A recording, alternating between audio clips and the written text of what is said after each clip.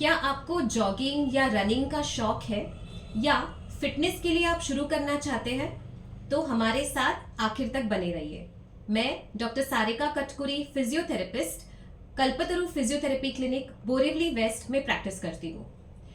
हम अक्सर ये देखते हैं कि हमारे कुछ पेशेंट्स जॉगिंग या रनिंग एक्टिविटी शुरू करना चाहते हैं या हाल ही में शुरू की है, लेकिन वो एक्टिविटी के दौरान या उसके बाद उनको कुछ दिक्कतें आती है, जैसे जॉइंट पेन्स होते हैं या मसल पेन होते हैं, जिस वजह से वो रनिंग एक्टिविटी रोक देते हैं।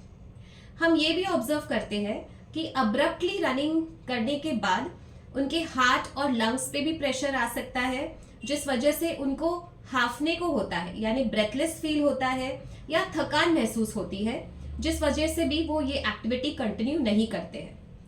तो इसका एक बहुत बड़ा कारण ये हो सकता है कि वो सही तरीके से वार्म अप और कूल डाउन ये दोनों चीजें नहीं कर रहे होते हैं।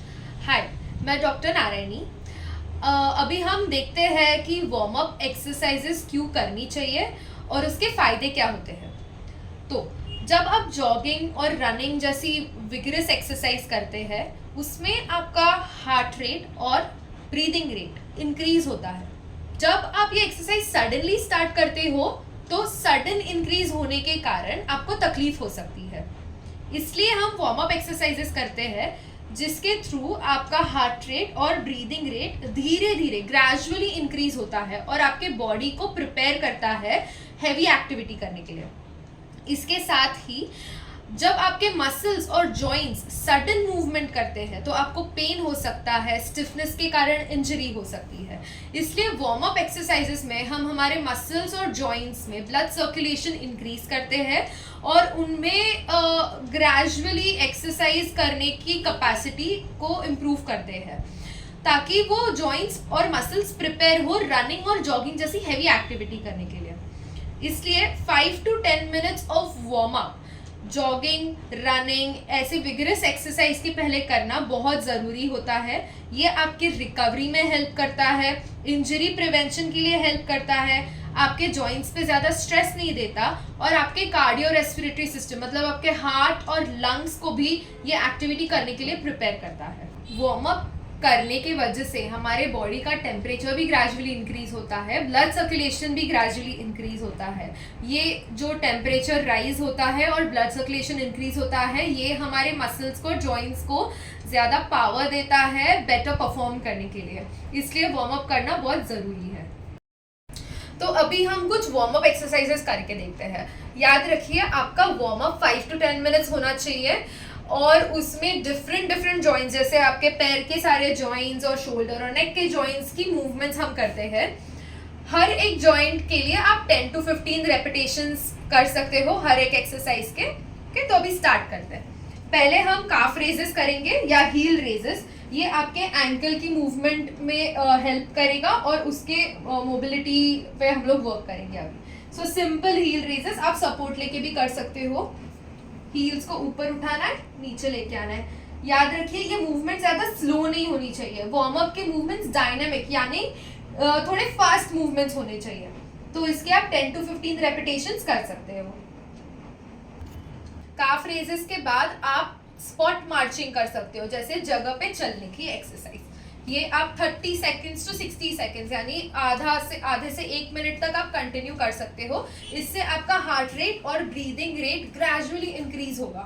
नेक्स्ट आप कुछ नेक और शोल्डर के मूवमेंट्स कर सकते हो। नेक के मूवमेंट्स में ऊपर और नीचे देखना है 10 टाइम्स, फिर साइड टू साइड 10 टाइम्स और फिर ईयर टू शोल्डर 10 टाइम्स।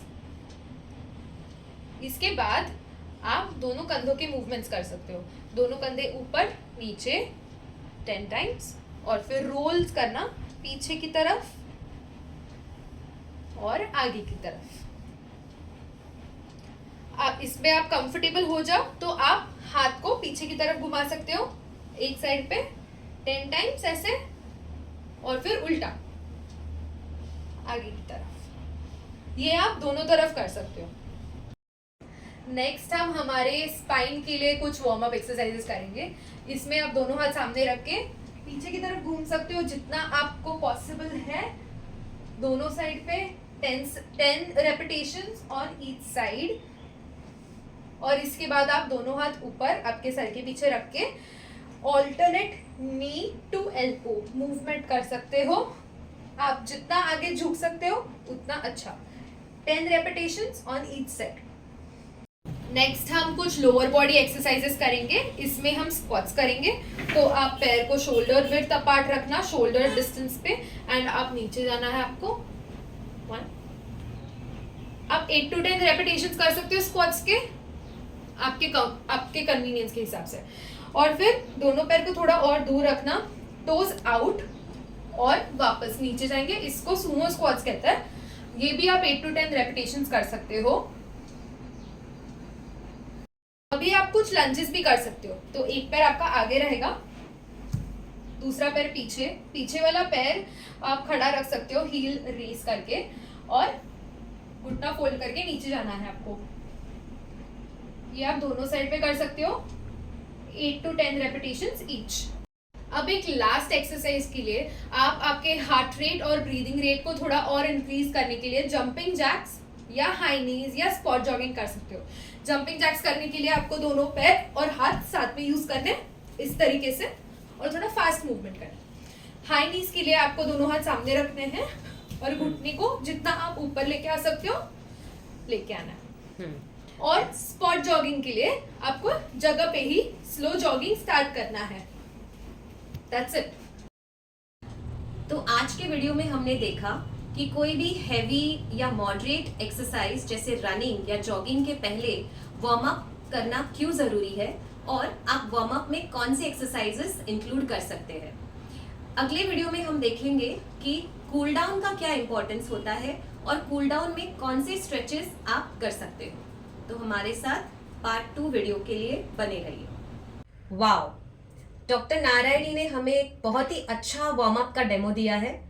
अब अगले वीडियो में हम देखेंगे कि कूल डाउन जो एक्टिविटी के बाद करते हैं वो किस तरह से किया जाता है और उसका इम्पोर्टेंस क्या है।